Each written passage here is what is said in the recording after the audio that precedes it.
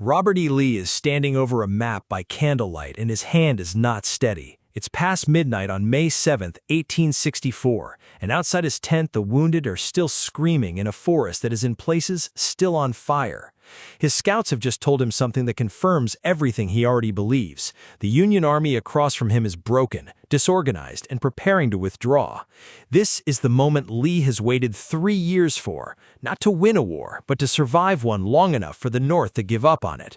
He allows himself for just a moment something close to relief, and then a rider comes in from the picket lines with news that will not make sense to him for several more hours. The Union Army isn't marching north, it's marching south, toward him. That single sentence, toward him, is the hinge on which the entire American Civil War turns. Before we get into why, hit subscribe, because the order of battle exists to dig into the moments in military history where everything everyone assumed turned out to be wrong, and this is one of the starkest examples in American history of a brilliant man discovering in real time that he had been fighting the wrong kind of war the whole time. Let's get into it. To understand why a column of marching men turning south instead of north broke something inside Robert E. Lee, you have to understand what Robert E. Lee was by the spring of 1864.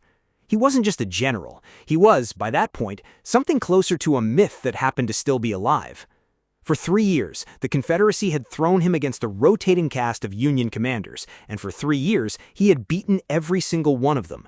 George McClellan came at him outside Richmond with an army nearly double the size of his own, and rather than press that advantage, McClellan hesitated so badly that Lee was able to counterattack and drive him off entirely during the 7 days. Ambrose Burnside came next, and at Fredericksburg he made the catastrophic decision to march his men in open ranks straight into entrenched Confederate positions on high ground. The result wasn't a battle so much as a massacre, well over 12,000 Union casualties against roughly 5,000 Confederate ones, a ratio so lopsided it barely qualifies as combat in the traditional sense. Then came Joseph Hooker, a man who arrived at Chancellorsville with more confidence than any Union commander before him and nearly twice Lee's manpower. Hooker had a real plan: split his forces, hit Lee from 2 directions, crush him in a pincer. It should have worked. Instead, Lee did something that should not have been possible for an outnumbered army. He split his own already smaller force even further, sent Stonewall Jackson on a flanking march through dense woods, and hit Hooker's exposed wings so hard that Hooker's nerve broke before his lines did. The Union Army retreated, having lost 17,000 men to Lee's 13,000, and even that lopsided in his favor exchange rate wasn't really the point. The point was psychological. One Northern general would later call Chancellorsville a miracle. It wasn't hyperbole, it was the closest word available for what had just happened. By 1864, Lee's own men didn't just respect him, they worshipped him. They called him Marse Robert, and they meant it the way people mean it when they're describing something closer to faith than to military command. If Lee said, "Hold this ridge," they held it. If Lee said, "Charge that battery," they charged it.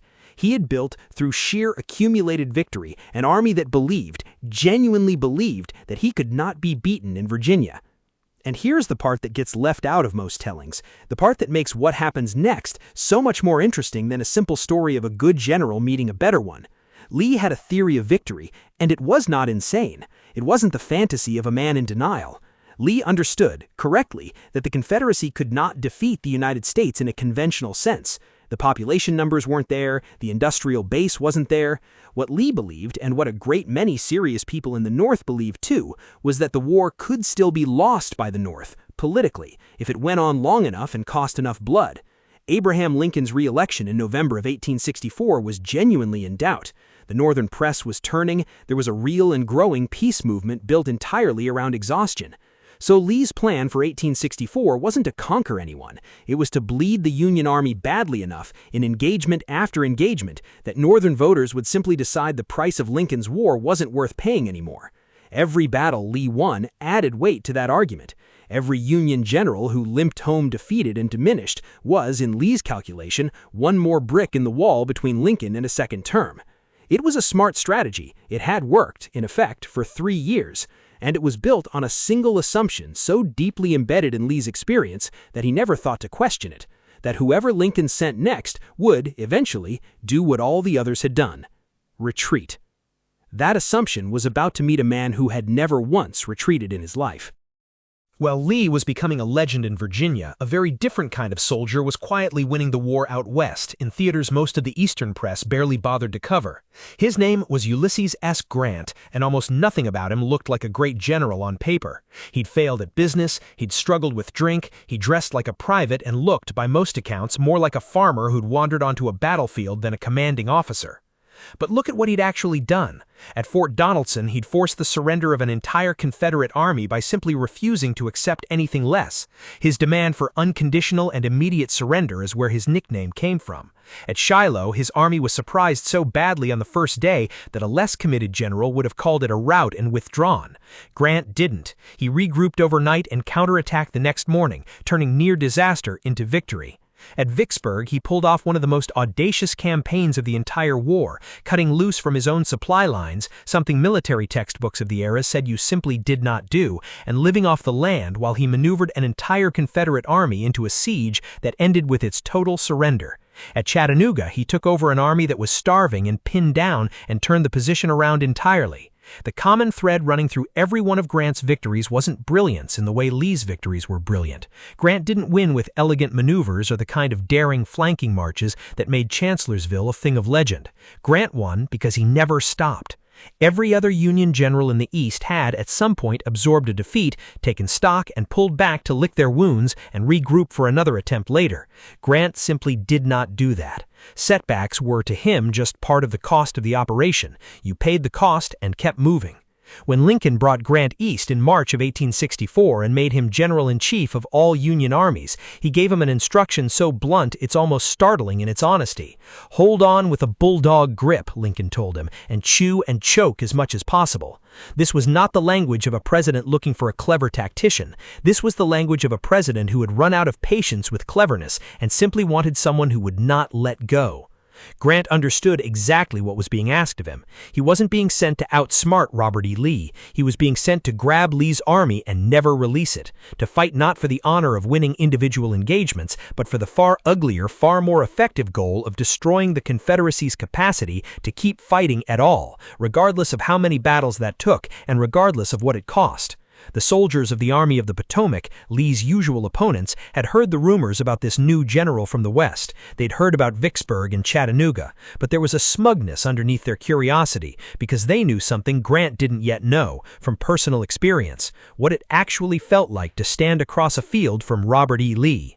Bobby Lee, the soldiers reportedly said to each other. There was an unspoken assumption buried in that sentence, that whatever Grant had done to lesser Confederate generals in Tennessee and Mississippi, Lee would be different.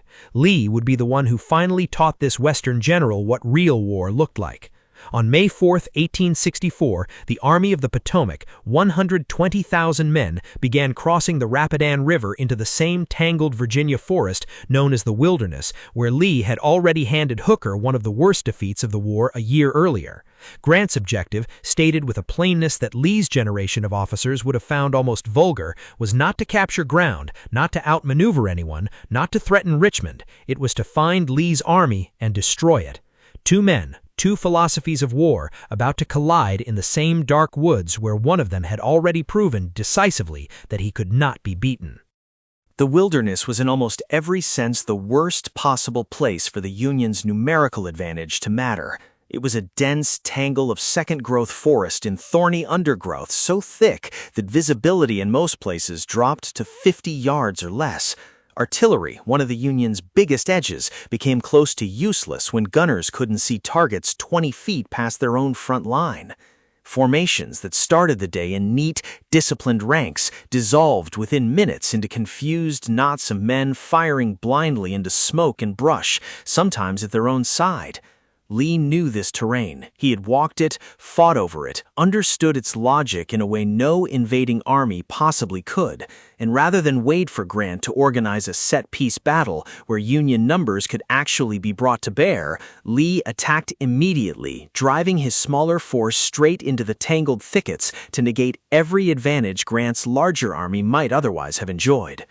What followed over the next 2 days wasn't a battle so much as an atrocity that happened to also be a battle. Muzzle flashes ignited the dry underbrush in dozens of places at once, and the fires spread through the dead leaves and brittle branches faster than wounded men could crawl away from them. Historians estimate that somewhere between 200 and 300 wounded soldiers, men who had survived being shot, who might have lived, burned to death where they lay, unable to move, while the fighting continued around them, and in places, straight through the flames. Survivors described a sound that no one who lived through it ever fully got out of their heads. Gunfire from every direction at once, screaming from men who were dying twice over, first from wounds and then from fire, and underneath it all, the low, continuous roar of a forest actively consuming human beings. When it was finally over, the numbers told a brutal story. Grant had lost roughly 17,600 men. Lee had lost somewhere between 11,000 and 12,000. By the entire logic that had governed this war for 3 years, the logic that every Union general before Grant had operated under, this was Lee's battle. He had held the field. He had inflicted proportionally worse losses on the larger army. He had, by every traditional measure available to a 19th-century commander, won. That night, Lee's officers came to him buzzing with the kind of intelligence that, for 3 years, had always meant the same thing. Grant's men were disorganized. Morale in the Union ranks was cracking. Scouts reported movement on the roads consistent with preparations for withdrawal back across the Rapidan. Lee had every reason in the world to believe what his officers were telling him, because it was, in essence, the exact same report he'd received after Fredericksburg, after Chancellorsville, after every major engagement he'd fought since 1962. He had beaten this new general in their very first meeting, inflicted heavier proportional losses, and by the internal logic of everything he had learned about warfare in this conflict, the outcome was obvious. Grant would retreat. They all retreated. So why, as he settled in that night expecting confirmation of exactly that, did something about the reports from his own scouts feel, even to him, slightly off? On the evening of May 7th, the Army of the Potomac began to move. For the exhausted, bloodied men who had just spent 2 days fighting and burning in the wilderness, the direction of that march seemed like a foregone conclusion. Every single time they had fought Lee and come out worse for it, the pattern had been identical. You fought, you lost, or you fought to a draw that felt like a loss, and then you went north, back across whatever river you'd crossed to get there, to rest, resupply, and wait for the next general to try his hand at the impossible task of beating Robert E. Lee. So when the order came to fall in March, most of the soldiers assumed they already knew where they were headed. North, home in the loosest sense, away from Lee. Then the column started moving, and men near the front realized with a confusion that quickly turned into something else entirely that they were heading south, not away from the wilderness and back toward Washington, but deeper into Virginia, toward Spotsylvania, toward Richmond, toward Lee. What happened next, according to multiple accounts from soldiers who were there, wasn't relief for grim resignation. It was something closer to a spontaneous eruption of joy. Cheering broke out along the column, unprompted, rolling from unit to unit as men realized what the direction of the march actually meant. Soldiers who had marched for 2 days through fire and horror suddenly found the exhaustion draining out of their faces. Men ran alongside Grant's horse as he rode past, reaching out to touch him, calling his name, some of them weeping openly, not from grief this time, but from something that had been missing from this army for 3 straight years, the conviction that they finally had a commander who wouldn't quit on them, the only way every previous commander eventually had. And somewhere behind the Confederate lines, word reached Lee. Grant had turned south. For 3 years, Lee's entire strategic framework rested on a single, reliable input.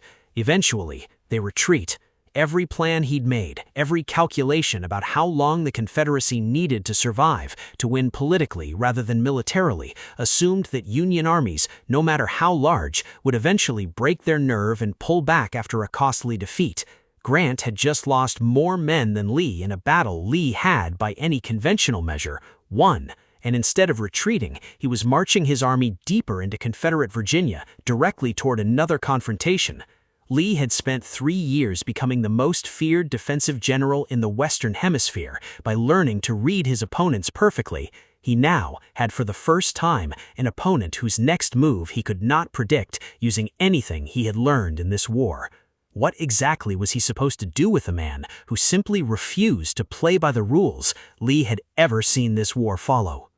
What followed over the next 6 weeks has a name among historians, the Overland Campaign, but the name doesn't come close to capturing what it actually was.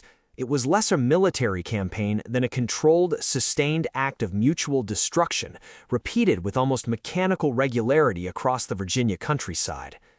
The pattern that had begun in the wilderness simply repeated, battle after battle, with a grim consistency that must have felt, to Lee, almost supernatural. At Spotsylvania Court House, Grant's forces assaulted a bulge in the Confederate line that became known as the Mule Shoes Salient, and the fighting there, concentrated at a stretch of earthworks that soldiers afterwards simply called the Bloody Angle, became one of the most horrifying sustained close-quarters engagements in American military history. For roughly 22 continuous hours, men fought hand-to-hand across log breastworks, stabbing and clubbing each other at a distance of feet, sometimes inches, in rain and mud that turned the ground beneath them into something closer to a charnel pit. Bodies piled up so densely in places that the dead could not fall. They were held upright, packed shoulder to shoulder by the press of the living fighting on either side of them. Roughly 17,000 men became casualties in that stretch of earthworks alone, a concentration of violence that remains almost impossible to fully process even now. And after it was over, after another engagement that had cost the Union grievously and left Lee's lines intact, Grant did the same thing he'd done after the Wilderness. He turned south again. Then it happened again at the North Anna River, then again, most catastrophically, at Cold Harbor, where Grant ordered a frontal assault against entrenched Confederate positions that resulted in a slaughter so lopsided and so quickly evident as a mistake that it became, for many historians afterward, the single most damning piece of evidence in the case that Grant was simply a butcher, indifferent to the cost of his own men's lives. That accusation deserves to be taken seriously rather than waved away, because it isn't manufactured after the fact. It's rooted in real numbers, in real horror that happened in front of real men who never forgot it. But it's also worth asking what Grant was actually doing across these 6 weeks, because the accusation of simple butchery doesn't fully explain his behavior. Grant wasn't fighting these battles because he expected each individual assault to break Lee's army outright. He was fighting them because every single one of them, won or lost, kept Lee's army pinned in place, engaged, bleeding, and unable to maneuver freely the way it had in every previous year of the war. Grant flanked Lee repeatedly during this campaign, sliding his army sideways after each engagement to try to get around Lee's right flank and force him into open ground. When those flanking attempts failed, he didn't retreat to reconsider. He tried again. When frontal assaults failed, catastrophically at times, he absorbed the cost and kept the pressure on, rather than pulling back to regroup the way 3 years of previous Union commanders had trained Lee to expect. Lee, watching all of this unfold, began to understand something in real time that historians would later formalize into a whole theory of the war. Grant was not fighting to win individual battles. Grant was fighting a war of attrition, and he understood, with a coldness that must have been genuinely disturbing to witness up close, that attrition works in favor of whichever side can replace its losses. Lee's own wartime correspondence from this period shows him grappling directly with this realization, noting to Confederate command that Grant seemed committed to not a single decisive engagement, but to a sustained campaign of continuous pressure regardless of cost. Here is where the story gets genuinely uncomfortable and where the standard telling, Grant the tactical inferior who simply drowned Lee with blood, starts to look too simple. Because Lee wasn't merely observing this strategy from a position of helpless victimhood. He understood exactly what Grant was doing, and understanding it changed nothing about his ability to stop it, because Lee's entire theory of victory depended on an opponent who cared about the cost of individual battles the way Lee did. Grant didn't. And once Lee's own body of correspondence confirms that he grasped this, that he saw clearly what kind of war he was now trapped inside, the myth of Lee as the unimpeachable master of the battlefield, simply overwhelmed by numbers he could do nothing about, starts to crack. He saw what was happening to him. He simply had no answer for it. By mid-June 1864, the campaign that had begun in the Wilderness finally ground to a halt outside Petersburg, where Lee's exhausted, depleted army dug in for what would become a 10-month siege. The totals from those brutal 6 weeks were staggering on both sides. Grant had absorbed roughly 55,000 casualties. Lee had lost approximately 33,000. On paper, Lee had once again inflicted the worst proportional damage. But there was a fact underneath those numbers that no amount of tactical brilliance could change, and Lee knew it better than anyone alive.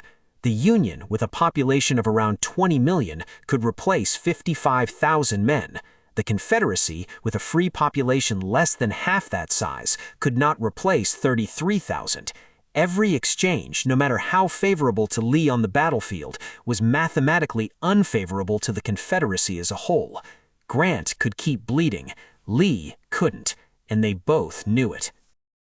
There's a piece of this story that gets far less attention than the grand strategic collision between Grant and Lee, and it deserves to be pulled into the light because it complicates the myth of Lee even further. By 1864, Robert E. Lee was 57 years old, and he was not a healthy man. Contemporary accounts describe documented heart trouble that had been worsening for years, the kind of condition that, in any other context, would have meant a man in his position stayed well behind the lines and let his subordinates handle the physical exposure of active combat. Lee didn't do that. Throughout the Overland Campaign, there are multiple recorded instances of Lee attempting to personally lead charges into combat, riding forward with his men into direct enemy fire at an age and in a physical condition that his own doctors had explicitly warned him against. On more than one occasion, his own officers had to physically intervene, turning his horse around or blocking his path because the man commanding the Army of Northern Virginia was trying to get himself killed, leading assaults that should have been someone else's job entirely. It's worth asking what that behavior actually reveals, because it isn't simply heroism and it isn't simply recklessness. It looks, from the outside, like a man whose entire framework for winning this war, his belief that force of will, tactical brilliance, and personal leadership could overcome any material disadvantage, was being disproven in front of him in real time, and who responded to that disproof not by adapting his strategy, but by trying to physically will his old methods back into working through sheer personal exposure to danger. Lee had spent 3 years believing that his presence on a battlefield could change its outcome. Grant was proving, battle after battle, that it couldn't anymore. Not against an opponent who had stopped playing the game Lee knew how to win.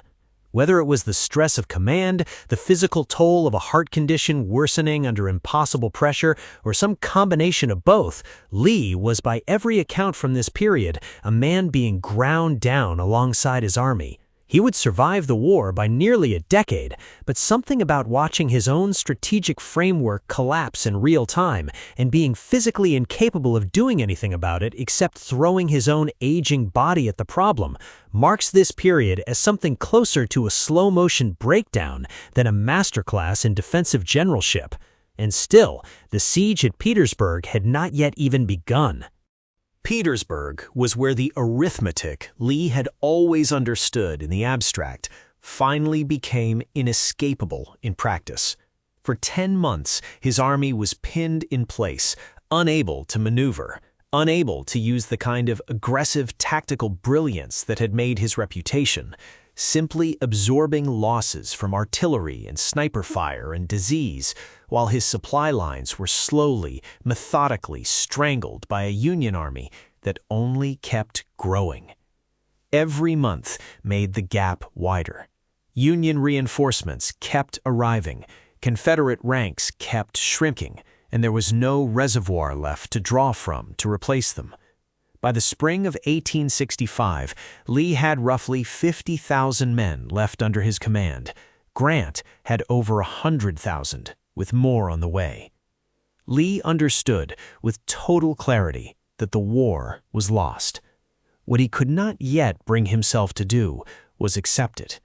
On April 2, 1865, Grant's forces finally broke through the Confederate lines at Petersburg, forcing Lee into a desperate retreat westward, hoping to reach supplies at Farmville and then turn south to link up with the last remaining Confederate army in the field under Joseph Johnston.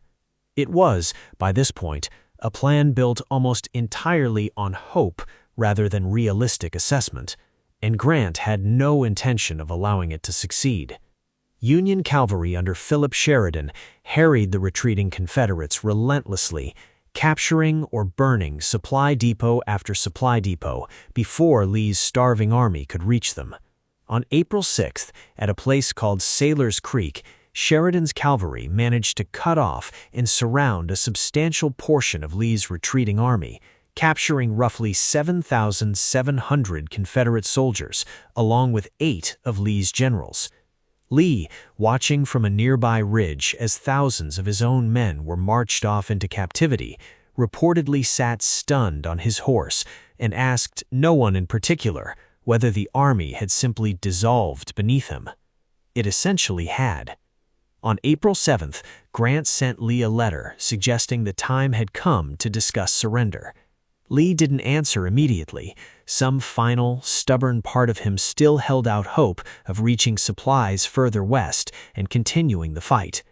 But on April 8th, Union cavalry beat him to Appomattox Station and destroyed what remained of his supply lines there, too. There was nowhere left to run. On the morning of April 9, 1865, Robert E. Lee sent forward a flag of truce. They met in the front parlor of a house belonging to Wilmer McLean, a man who, in one of history's stranger footnotes, had moved his family away from Manassas early in the war, specifically to escape the fighting, only to have the entire conflict come to an official end inside his own living room 4 years later. The contrast between the two men in that room says almost everything you need to know about how differently they had each approached this war. Grant arrived in the mud-splattered field uniform he'd been wearing for days, apparently not anticipating the moment would arrive quite this suddenly. Lee arrived in an immaculate dress uniform with his ceremonial sword at his side, dressed as though he intended to be remembered exactly as he appeared in that instant, which, in a sense, he did. What happened next surprised almost everyone who has studied it since, because it doesn't fit the image of Grant as a simple, blunt instrument of attrition. He was, by every account of the meeting, deeply respectful toward Lee. He made small talk about their shared service decades earlier in the Mexican War before getting to the business at hand. When he finally wrote out the terms of surrender, they were remarkably generous. Confederate soldiers would simply be paroled and allowed to go home, rather than imprisoned. Officers could keep their sidearms and personal horses, and Grant added a specific clause allowing any soldier who owned a horse to keep it, on the reasoning that they would need it to get their farms working again. Then Grant did something that wasn't in any formal terms of surrender at all. Looking at the condition of Lee's remaining soldiers, starving, exhausted, many of them barely holding together, he ordered his own army supply depots opened and had 25,000 rations transferred directly to the Confederate side, enough to feed Lee's entire surrendering force for their journey home. Lee, visibly moved by the gesture, told Grant it would have a very positive effect on his men. But there's a moment buried inside this scene that reveals something sharper and more uncomfortable than the mutual respect on display, and it's the part of the Appomattox story that gets skipped over most often. As the surrender documents were being finalized, Grant asked Lee whether he would be willing to write to the remaining Confederate commanders still in the field, urging them to lay down their arms as well and end the war more quickly. Lee refused. He said it wasn't his place to instruct other commanders on what they should do. Sit with that refusal for a second, because it's more revealing than anything Lee said in his formal farewell address afterward. Lee had just been comprehensively defeated by a strategy he himself had identified in his own private correspondence as a deliberate campaign of attrition rather than tactical brilliance, and when given the opportunity to acknowledge that reality publicly to help end the broader war more quickly by conceding that the fight was genuinely, structurally over, he declined. In his farewell to his own army days later, Lee wrote that the Army of Northern Virginia had been compelled to yield to overwhelming numbers. Read that phrase carefully because it's doing enormous rhetorical work. It attributes the Confederacy's defeat entirely to numerical disadvantage. Bad luck, essentially, a story about arithmetic rather than strategy. Nowhere in it does Lee credit Grant with understanding the war better than he did. Nowhere does he acknowledge that his own approach, brilliant as it was at the level of individual battles, had been strategically outmatched by an opponent willing to fight a different, uglier kind of war entirely. That single sentence, overwhelming numbers, would go on to become one of the load-bearing pillars of what historians now call the lost cause mythology. The idea, cultivated aggressively in the decades after the war, that the Confederacy hadn't lost because its cause or its strategy was flawed, but simply because it was outnumbered by an industrial juggernaut. It's a much more comfortable story, and it isn't quite true. Here's the argument this story is actually building toward, and it's the one that tends to make people uncomfortable regardless of which side of the mythology they've inherited. Robert E. Lee was not defeated because Ulysses S. Grant was a better general than him in any traditional sense. Lee, tactically, was almost certainly the superior battlefield commander. He won more individual engagements. He inflicted better casualty ratios in nearly every major confrontation of 1864. If you graded this war purely on tactical brilliance, battle by battle, Lee wins the comparison comfortably. But wars aren't won by winning individual battles. They're won by destroying an opponent's ability to keep fighting, and Grant understood that distinction with a clarity that Lee, for all his brilliance, never fully absorbed. After the war, Grant described his own strategic philosophy in strikingly plain terms. His goal had simply been to concentrate every available Union force against Confederate armies in the field, because once those armies were destroyed, the rebellion itself would collapse, regardless of which cities had or hadn't been captured along the way. It wasn't an elegant insight. It was almost insultingly simple, but it was correct, and it represented a fundamentally different theory of what winning a war actually required than anything Lee had built his reputation on. This is why Grant, over the following century and a half of military history, has been increasingly recognized by serious historians not as the crude butcher of the popular lost cause narrative, but as one of the more genuinely visionary strategic minds of the 19th century, a man who grasped, ahead of most of his contemporaries on either side, that industrial-age warfare between two large nations would ultimately be decided by attrition and resource capacity, not by who won the most elegant individual engagements. Lee, brilliant as he was, represented an older model of warfare, a Napoleonic model built around decisive battles and maneuver. Grant represented what warfare was actually becoming. And here's the genuinely provocative part, the piece of this that the popular telling tends to sand down until it disappears entirely. Lee knew this. His own wartime correspondence proves he understood exactly what Grant was doing to him, understood that it was a deliberate, sustained strategy rather than accidental slaughter, and understood that the Confederacy's smaller population meant this was a strategy he had no effective counter to. He saw it clearly, and he still couldn't stop it, and rather than acknowledge that reality after the war, he, and the mythology that grew up around him, chose instead to frame the defeat as simple bad luck, overwhelming numbers, an act of arithmetic rather than an act of strategic failure. That reframing did real damage that outlasted the war itself by well over a century. It allowed the Confederacy's defeat to be told for generations afterward as a tragedy of noble men crushed by superior resources rather than what it actually was. Proof that a fundamentally more effective approach to modern warfare had beaten a more traditionally brilliant but ultimately outdated approach to it, and it allowed Grant's reputation to calcify into the butcher, a crude, blunt instrument who simply threw bodies at the problem until it went away, when the more uncomfortable truth is that Grant understood something about the nature of the war he was fighting, that Robert E. Lee, for all his genius on individual battlefields, never let himself fully accept. The night Grant turned his army south instead of north, he wasn't making a clever tactical decision. He was revealing an entirely different philosophy of what war actually was and what it would take to win it. Lee spent the rest of that campaign, and arguably the rest of his life, unable to fully accept what that moment had told him about the war he was fighting and about the war he was going to lose. He had built an entire strategy, a strategy that had worked for 3 years, on the assumption that his opponents would eventually break and retreat. On the night of May 7, 1864, in the smoke and ash of a burning Virginia forest, Robert E. Lee discovered that assumption was no longer true, and nothing he had learned in 3 years of undefeated brilliance had prepared him for an opponent who simply would not turn around. That discovery, more than any single battle, more than any flanking maneuver or brilliant defensive stand, is what actually decided the outcome of the Civil War.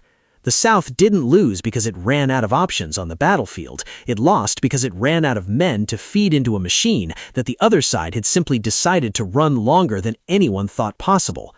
Lee proved again and again that he could win the fight in front of him.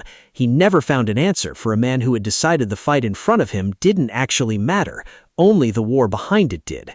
So here's the question worth sitting with, and it's the one we want to hear your answer to in the comments. Was Ulysses S. Grant a visionary who understood the brutal, true nature of modern war before anyone else did, or was he simply willing to spend more human lives than Robert E. Lee could stomach spending? In history, has since dressed that willingness as strategic genius. Tell us where you land, and we'll see you in the next one.